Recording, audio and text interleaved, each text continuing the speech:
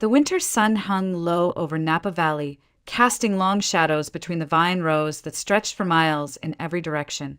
The air had that crisp, dry edge that seemed to settle in your bones, a quiet reminder that January never promised warmth here. Inside, the house still smelled of fresh paint and dust, as if it hadn't yet decided to belong to me. Boxes lined the hallway, taped and labeled in my handwriting, waiting for a future that I wasn't entirely sure I'd have. I had closed on the house just 3 days ago. 3 days, long enough to unpack a few dishes, too short to feel safe. I was upstairs in the study, sorting through a stack of legal documents, when I heard it, the faint metallic sound of a key sliding into the front door lock. It wasn't the creak of old wood or the sigh of a draft. This was deliberate, intentional. The door opened. Footsteps measured, steady, crossed the entryway and started up the stairs. Whoever it was didn't rush, didn't hesitate, as if they already had the right to be here. My pulse quickened, but I forced myself to stand still, to listen. Halfway up, a man's voice called out, "Anyone home?" The tone wasn't aggressive, but there was a weight to it, like he was expecting an answer he might not like. I stepped into view at the top of the stairs. He stopped. For a moment, we just looked at each other, me in my worn sweater and jeans, him in a dark wool coat that looked expensive enough to match the gold watch peeking from his cuff. "You must be Scarlett," he said, not quite a question.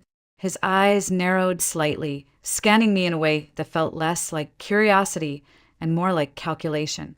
"I'm Ethan," he continued, "Andrew's brother." The resemblance was undeniable. Same height, same sharp jawline, the same way the eyes seemed to measure a room before deciding whether to trust it. I didn't move from the top step. "You have a key to this house." He gave a short, humorless laugh. "It's my brother's house." "That's funny," I said, finally starting down toward him, "because my name is the only one on the deed now." Ethan's gaze flicked to the boxes behind me, then back to my face. "Mind explaining why you're living here?" Instead of answering, I walked past him into the living room, picked up my phone from the coffee table, and held it out. "Why don't you ask your brother? Put it on speaker." For a second, he didn't move. Then he took the phone, tapped the screen, and lifted it so I could hear. The call connected almost instantly. "Ethan!" Andrew's voice came through, smooth but with an edge I knew too well. "What's going on?" "I'm here at the house," Ethan said, his eyes still locked on me. "Scarlett's. I told you not to get involved." Andrew cut in sharply. "Just leave. She knows what she's doing." There was a pause, just long enough for Ethan's brow to furrow before the line went dead. He lowered the phone slowly, like he was processing something he didn't quite believe. "What the hell is going on here?" I met his stare and smiled, just barely. "Why don't you take a seat, Ethan? This is going to take a while." The truth was coming, and when it did, it wouldn't be pretty. At 18, I thought I knew what independence meant. My mother, Elaine Carter, had raised me alone since I was a toddler. She wasn't unkind, but she lived her life with a kind of restless energy that never let her stay in one place or with one man for long. That year, she sat me down at the kitchen table of our small apartment and told me she was marrying a man from Spain. They were moving to Madrid. "I can't take you with me," she said matter-of-factly, stirring sugar into her coffee. "You're starting college in the fall, and this is your chance to grow up on your own." She didn't ask if I was okay with it. She didn't hug me. She just left 2 weeks later with 2 oversized suitcases and a promise to call when she could.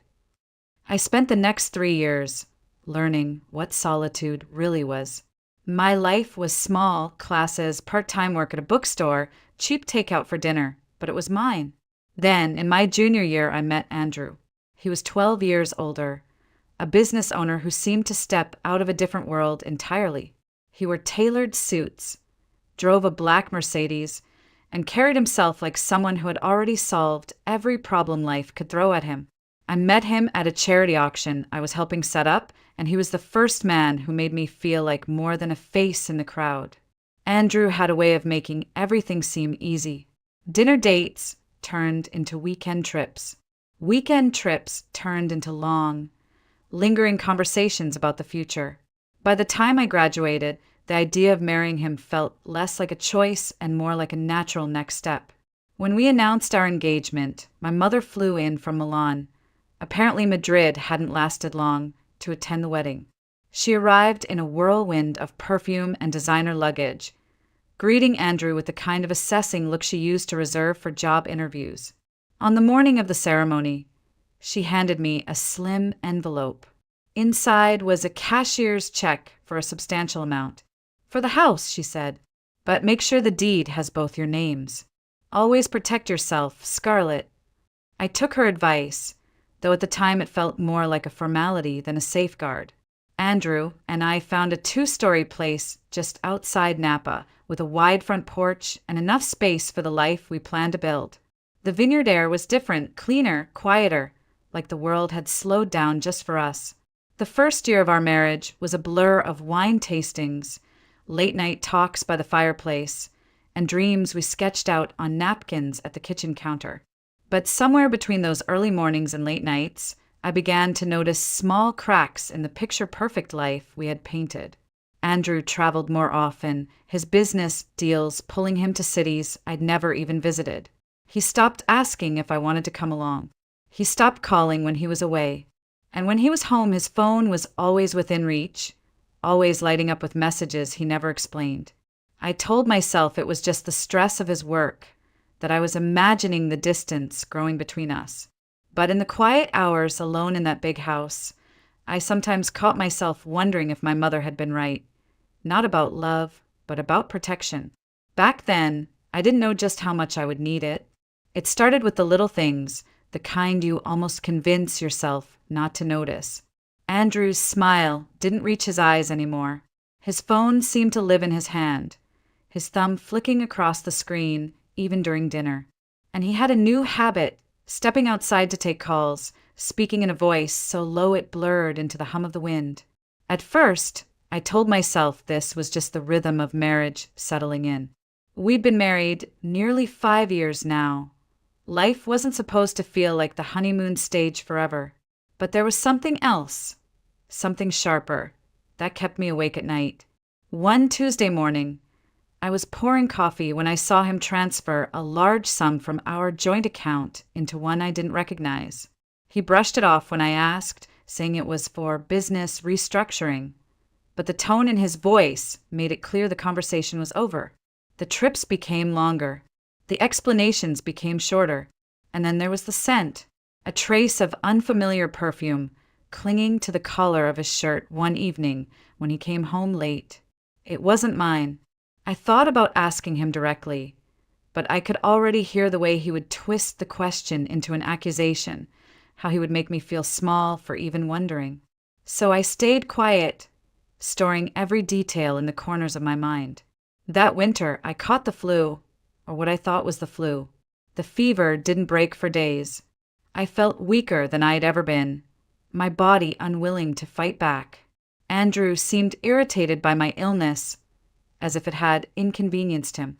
He brought me takeout instead of cooking, left bottles of water by the bed without saying much. One night, I woke to the sound of his voice in the hallway. He wasn't on the phone, he was speaking to someone in the house. I recognized the softer, almost affectionate tone he used, the one he hadn't directed at me in months. When I stepped out of the bedroom, there was no one there, just the faint scent of that same perfume hanging in the air, and the front door clicking shut. 2 days later, I overheard him in the study. I'd gone upstairs to find my laptop charger, but stopped just short of the open door when I heard my name. "She's too weak to put up a fight," he said. "We'll get her to sign the papers. Once that's done, we can sell the place. It's only a matter of time anyway." Silence. Then a woman's voice, low, smooth. "You said she wouldn't last the year." He exhaled, almost like he was smiling.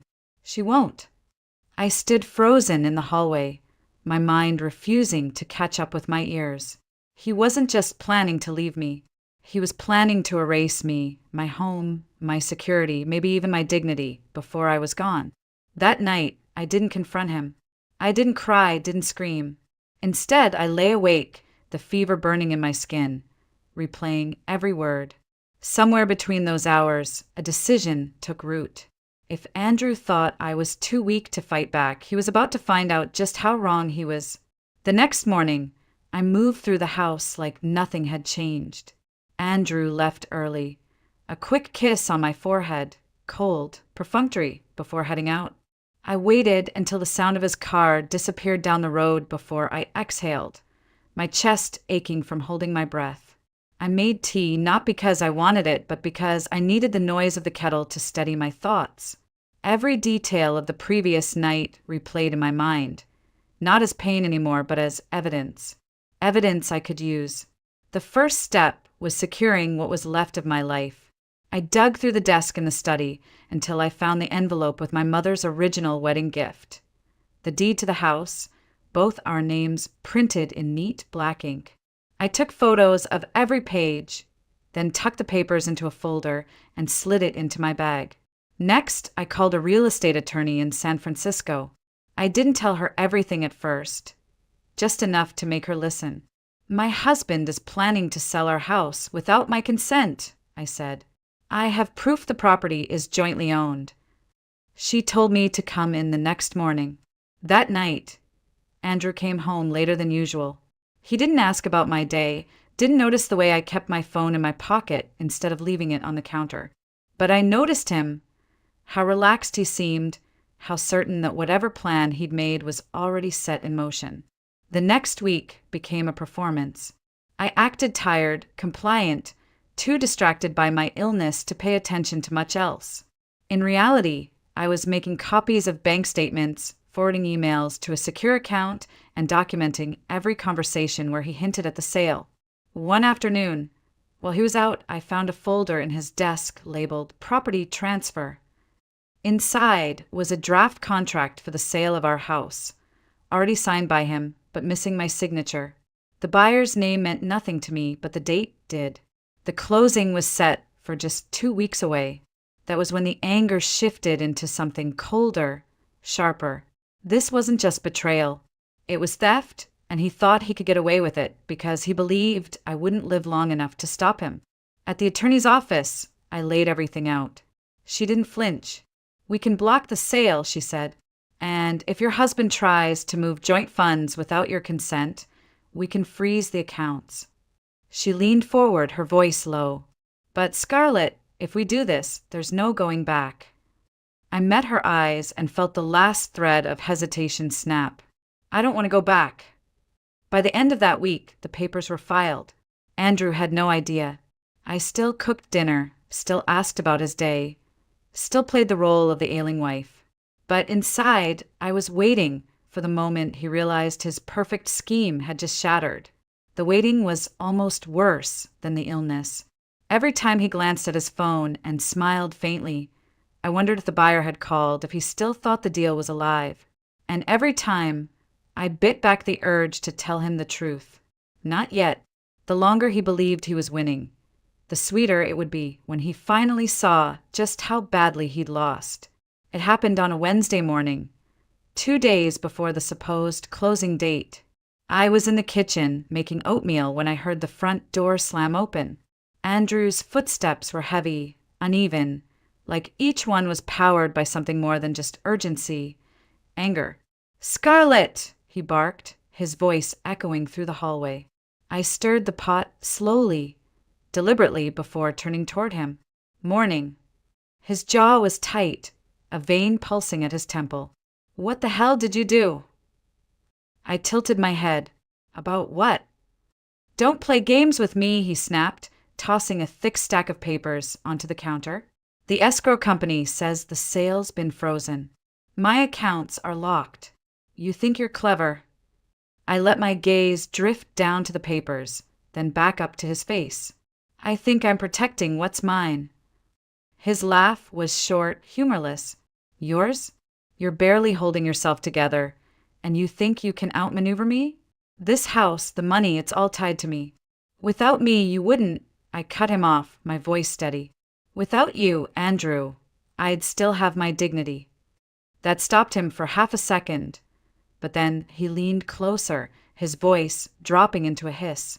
You're going to regret this.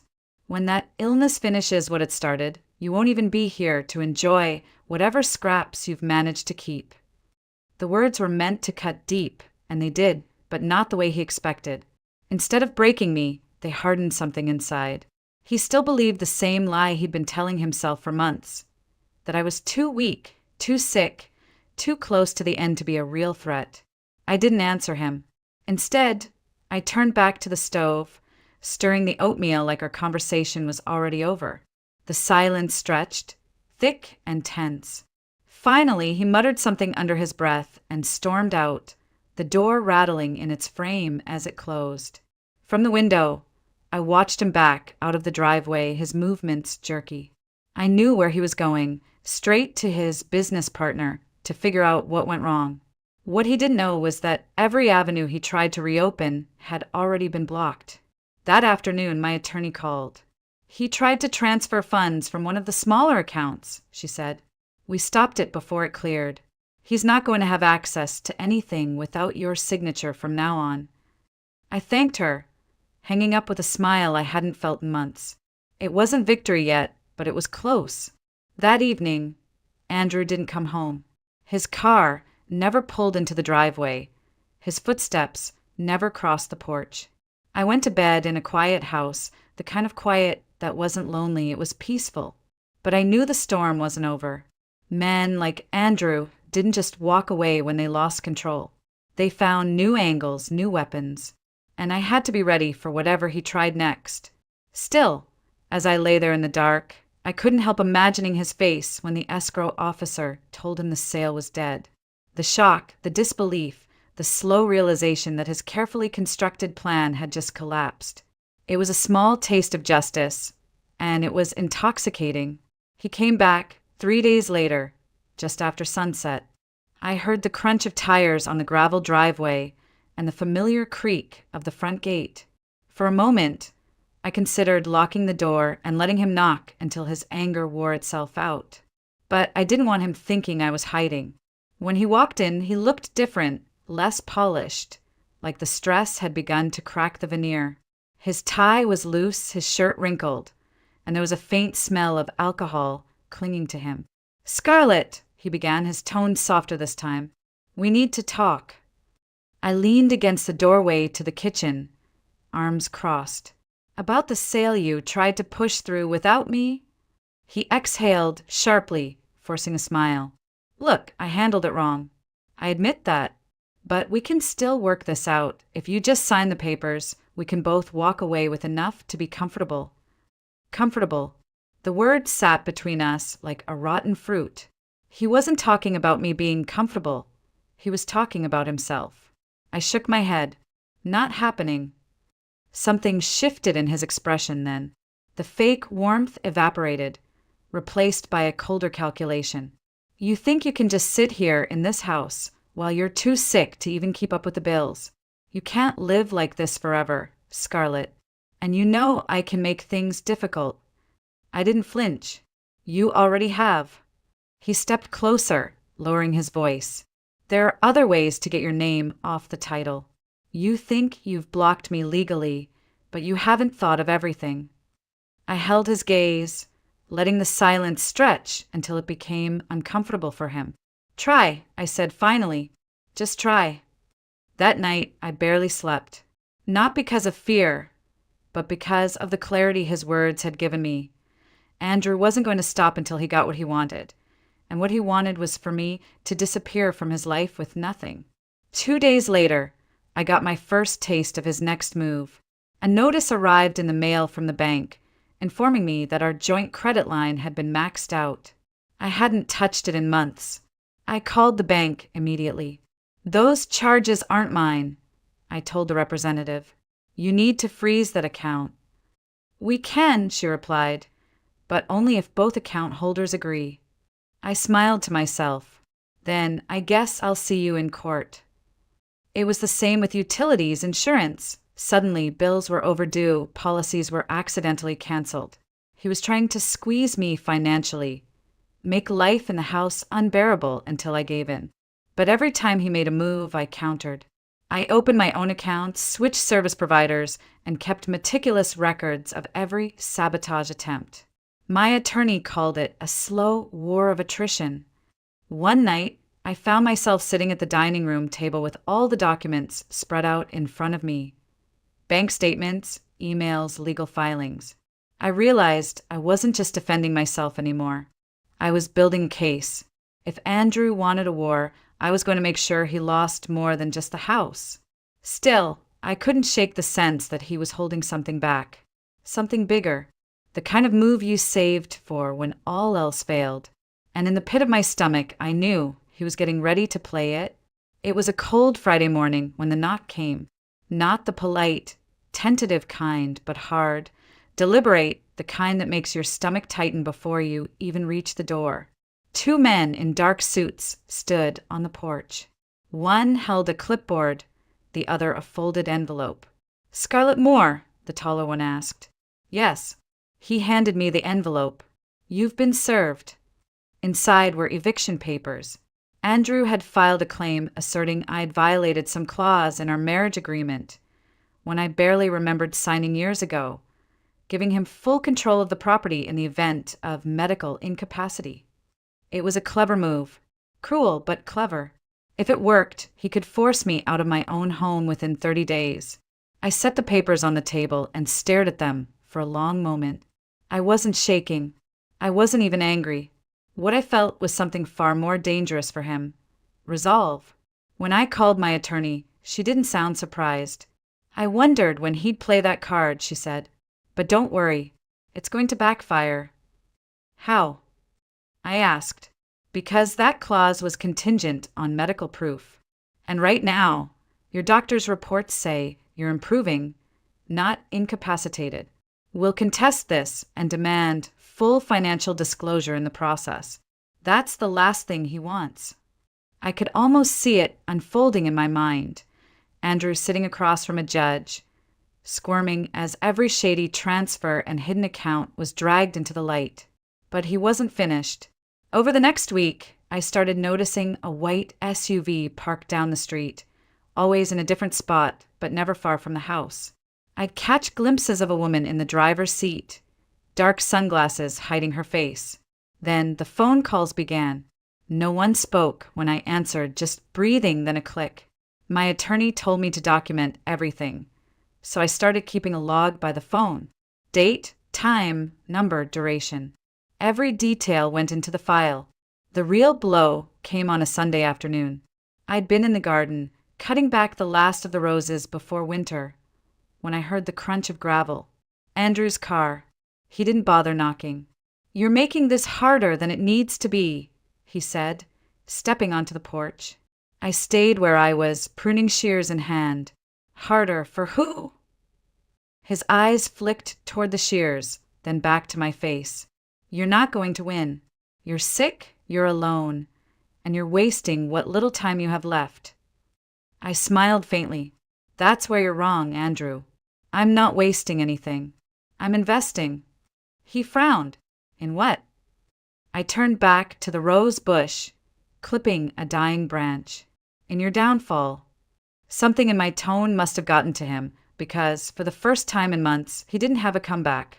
He just stared at me, his jaw working like he was chewing on a response he couldn't quite form. Then he left, fast, without another word. As I watched his car disappear down the road, I realized the balance had shifted. He thought this eviction stunt would corner me, but instead it had given me exactly what I needed, a clear, legal pathway to expose everything he'd done. The game wasn't over, but for the first time, I was certain he wasn't the one in control anymore. The first hearing was set for a Thursday morning in downtown Napa. I arrived early, dressed in the one suit that still fit well, my hair pulled back, documents neatly stacked in a leather folder. My attorney, Claire, was already waiting outside the courtroom, her expression calm but razor-sharp. Inside, Andrew sat at the opposite table, flanked by his lawyer, a man with the kind of slick confidence that came from billing by the hour. Andrew didn't look at me. Not once. When the judge entered, the room settled into silence. Claire stood first. "Your Honor, my client's husband is attempting to invoke a clause from a marital agreement signed under duress, using fabricated claims of medical incapacity to seize her home. We have clear medical documentation proving she is not incapacitated, along with evidence of financial misconduct on his part." The judge raised an eyebrow. "Financial misconduct?" Claire nodded and slid a thick file onto the bench. "Bank statements, wire transfers, and property records, all showing Mr. Moore's attempts to liquidate marital assets without Mrs. Moore's consent, including this property." Andrew's lawyer objected, claiming the documents were irrelevant to the matter at hand. But the judge overruled him. "They go directly to motive," she said. Then it was Andrew's turn. He claimed he was acting out of concern, that I was too ill to manage the property, and that he had only her best interests at heart. Claire didn't even flinch. "If that's true, why did you transfer $48,000 to an account jointly held with another woman less than a week after initiating the eviction?" The silence that followed was almost tangible. Andrew's jaw tightened, but he didn't answer. His lawyer scrambled for a rebuttal, but the damage was done. Over the next 2 hours, we dismantled every piece of his case. The so-called medical clause, nullified by updated doctor's reports. The claim I'd failed to maintain the property, countered with receipts and photos. Every time they tried to push me into a corner, we came back with something stronger. By the time the judge adjourned, Andrew's confidence had slipped into something else entirely, panic. He avoided my eyes as we filed out of the courtroom, his steps quick, like he couldn't get away fast enough. In the hallway, Claire leaned close. "We've got him. He's exposed now. All we have to do is keep the pressure on." That afternoon, we filed a motion for a full forensic audit of all marital assets. If granted, it would mean combing through every account, every transaction, every hidden stash of money he thought I didn't know about. It was risky. If we lost, I could end up with nothing but legal bills. But I wasn't playing for safety anymore. I was playing for everything. The following week, the court granted our motion. Andrew now had 30 days to turn over every financial record in his possession. 30 days to watch his carefully built lies start to unravel. That night, I stood on the porch, the winter air sharp against my skin, and for the first time in months, I felt something close to peace. The war wasn't over, but the tide had turned. He had thrown everything at me, financial sabotage, legal threats, psychological games, and I was still standing. Better yet, I was winning. 30 days later, we met in court again. Andrew looked different this time. Less polished, a little hollow around the eyes, the perfect suit hanging just slightly wrong on his frame. He'd turned over the financial records, but not willingly. The court had to issue a compliance order after he missed the deadline twice. Claire and I sat side by side as the forensic accountant presented his findings. Transaction after transaction appeared on the big screen. Wire transfers to offshore accounts, cash withdrawals in Las Vegas, real estate purchases under shell companies. But the most damning was a single payment, $120,000 to a private escrow account, initiated just days before he tried to evict me. The judge's face tightened. "Mr. Moore, would you care to explain the purpose of these transfers?" Andrew's lawyer started to speak, but the judge held up a hand. "From you, Mr. Moore." Andrew swallowed hard. "They were investments." Claire stood. "Investments that are now inaccessible, Your Honor, because the receiving account belongs to a woman identified as his mistress. These funds came directly from the sale of jointly owned assets, without my client's consent." The judge leaned back, the weight of the evidence settling over the room. "Mr. Moore, your conduct is a blatant violation of both marital law and fiduciary duty. Effective immediately, this court orders the return of all misappropriated funds to Mrs. Moore, the reinstatement of her sole ownership of the Napa property, and an award of attorney's fees in her favor. It was over. Just like that, Andrew's head dropped, his hands gripping the table so tightly his knuckles whitened. He didn't look at me, not when the gavel came down, not when the bailiff called the next case, not even as we passed each other in the aisle. Outside the courthouse, the air smelled of rain. Claire handed me the final judgment papers. You've got your house, your money, and your freedom. He's got nothing. I should have felt triumphant. And I did, but it was a quiet kind of victory, the kind that sinks in slowly like warmth after a long cold. I drove back to the vineyard in silence, watching the hills roll past, the winter sun breaking through the clouds. When I pulled into the driveway, the house stood exactly as it had that first day. Fresh paint, empty corners, the smell of possibility lingering in the air. Only now it was mine, fully, indisputably mine. I walked through the rooms, touching the walls, the banister, the kitchen counter. This place had been the battleground, the prize, and the anchor that kept me from drifting when everything else tried to pull me under. That evening, I lit a fire in the living room and opened a bottle of wine from the cellar. I poured a single glass, sat by the window, and let the quiet settle around me.